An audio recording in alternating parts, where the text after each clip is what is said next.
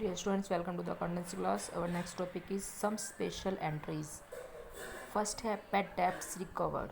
Bad debts होती हैं कि जो डेटर्स हमें हमारी पेमेंट नहीं कर पाते, ठीक है, उनको हम बैड डेब्ट्स मान लेते हैं. लेकिन अगर बाद में वो हमें रिकवर हो जाते हैं, बाद में मिल जाते हैं, तो बैड डेब्ट्स रिकवर्ड बन जाते हैं. तो इनके एंट्री क्या होगी जब हमारे बैड डेब्ट्स रिकवर्ड हो जाते हैं? Cash account debit to bad debts recovered account. ठीक है, यहाँ पर एंट्री आपने ध्यान रखनी है, cash account debit to bad debts recovered account. Amount आपको क्वेश्चन में दिया होगा. आउटस्टैंडिंग एक्सपेंसेस ये आपको मालूम ही है, पहले भी हमने डिस्कस किया है स्टार्टिंग में, कि चलो मैं दोबारा से बता देती हूँ. आउटस्टैंडिंग एक्सपेंसेस होती है कि ऐसे खर्चे, ऐसी एक्सपेंसेस जो ड्यू हो चुकी हैं लेकिन हमने अभी तक पे नहीं की है. एग्ज़ाम्पल दिया हुआ है कि एक एम्प्लॉय को हम 1000 रुपये पर मंथ देते हैं और उसको हमने एक साल में 11 महीने की सैलरी दी है, केवल 11,000 रुपये. ठीक है, 1,000 रुपये पेंडिंग है, तो वो 1,000 रुपये क्या मानी जाएगी? Outstanding salary. तो उसके लिए आपने क्या एंट्री करनी है? Salary account debit to outstanding salary account.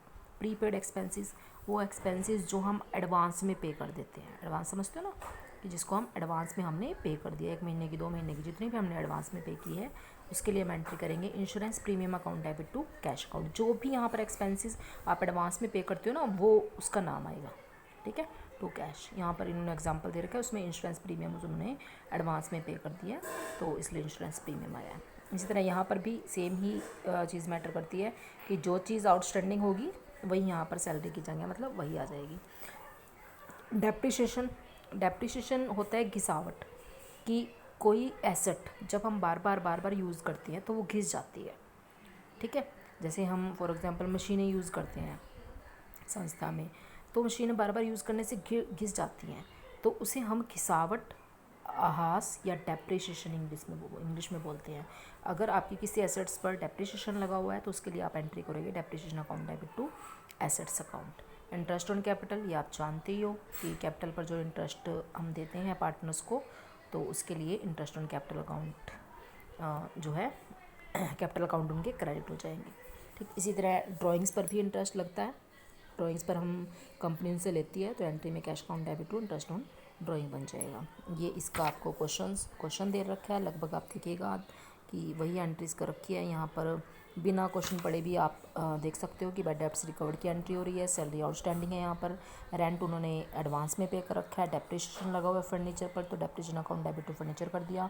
Interest on capital है, interest on capital account debit to capital account. Drawings पर लगाया हुआ interest, drawing account debit to interest on drawing account. 6 की 6 वही ट्रांजेक्शन हैं जो हमने यहाँ पर रीड की है.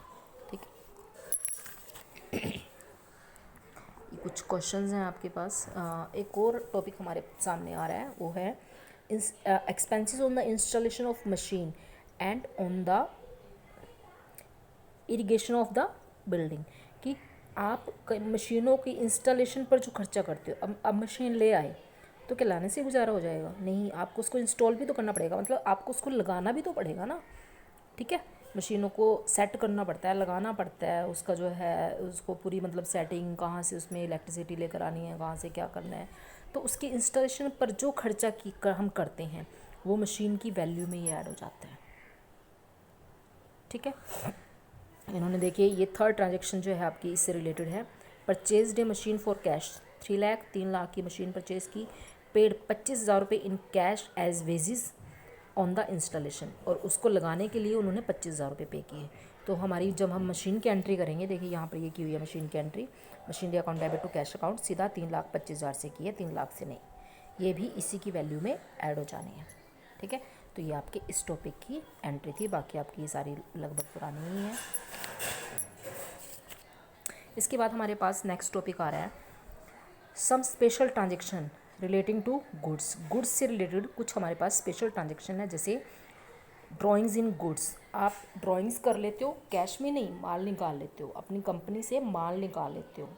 ठीक है, तो हम एंट्री क्या करेंगे? Drawings account debit to purchases account. Clear. Goods given away as the charity. कई बार हम दान के रूप में ना अपनी वस्तुएं दे देते हैं. फॉर एग्जांपल इस तरह का हम प्रोडक्ट बना रहे हैं कि हमें दान देना था, कैश नहीं दिया, तो हम जो प्रोडक्ट बना रहे हैं ना वही दे दिया हमने दान के रूप में. तो उसके लिए आपने क्या एंट्री करनी है? उसके लिए आपकी एंट्री होगी charity account debit to purchases account. Clear. Good distributed as the free samples. Free samples तो आप समझते हो ना कि फ्री में छोटे छोटे सैम्पल्स बनाकर कई बार कंपनी मार्केट में देती है, फ्री में देती है वो तो, लेकिन ऐसा तो नहीं होता ना कि उनके ऊपर खर्चा नहीं होता या वो प्रोडक्ट नहीं है कंपनी के, ठीक है। तो गुड्स अगर डिस्ट्रीब्यूट की जाती है इस तरह से फ्री सैम्पल्स के रूप में, तो हम एडवर्टाइजमेंट के लिए देते हैं वो, कि लोग जो है हमारे इस प्रोडक्ट के बारे में जानें और उनको अच्छा लगे तो वो उसकी बड़ी पैकिंग भी परचेज़ करें। तो एडवर्टाइजमेंट की तरह ही होता है वो। तो इसके लिए हम एंट्री करेंगे advertisement expenses account debit to purchases account. आप देखोगे कि हर जगह आपका परचेजेस ही क्रेडिट हो रहा है जहाँ पर आपने गुड्स से रिलेटेड कोई भी ट्रांजेक्शन यहाँ पर कर रखी है। Loss on goods by theft or loss on fire, कि चोरी हो गई, आपकी कंपनी का जो माल है वो चोरी हो गया या आग लग गई, ठीक है। तो फिर हम क्या करेंगे, loss by theft account debit to loss by fire account to purchases account, ठीक। अगर उसके ऊपर इंश्योरेंस कंपनी से आपको क्लेम मिल रहा है तो insurance company account debit to loss by theft या लॉस बाय फायर। अब जब मिलता है तो bank account debit to insurance company. तो ये कंप्लीट एंट्री आपकी इकट्ठी हो जाती है कि बैंक अकाउंट डेबिट जितना इंश्योरेंस कंपनी से मिला है, प्रॉफिट एंड लॉस अकाउंट जितना आपको लॉस हुआ है, मतलब जो कंपनी ने नहीं दिया इंश्योरेंस कंपनी ने, और टू इंश्योरेंस कंपनी, ठीक है। यहाँ पर आप देख सकते हो कि amount received on the claim admitted, जितना अमाउंट रिसीव हुआ है, क्लेम नॉट एडमिटेड, जितना अमाउंट आपको नहीं मिला है, और ये इंश्योरेंस कंपनी से एंट्री हो रही है, ठीक। तो सेम इसी से रिलेटेड आपका ये 17 क्वेश्चंस हैं। आप देख सकते हो drawing account debit to cash account to purchases, ये तो ड्राइंग्स की है कैश में, ठीक है।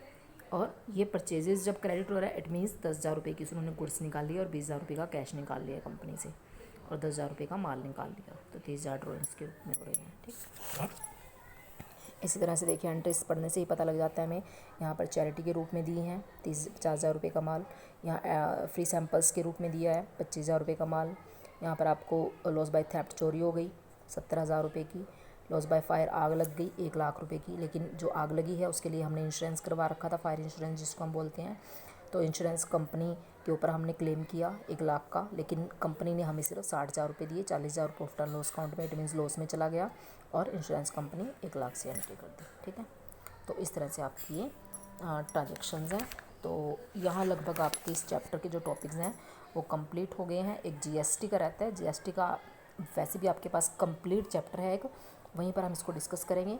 तो इस चैप्टर के आपके इस टॉपिक तक 20 क्वेश्चंस बनते हैं, ठीक है।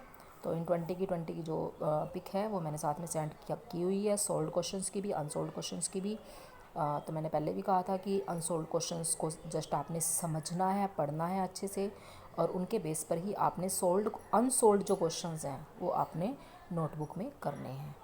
क्लियर? Thank you. ये चैप्टर आपका यहाँ पर कंप्लीट हो चुका है।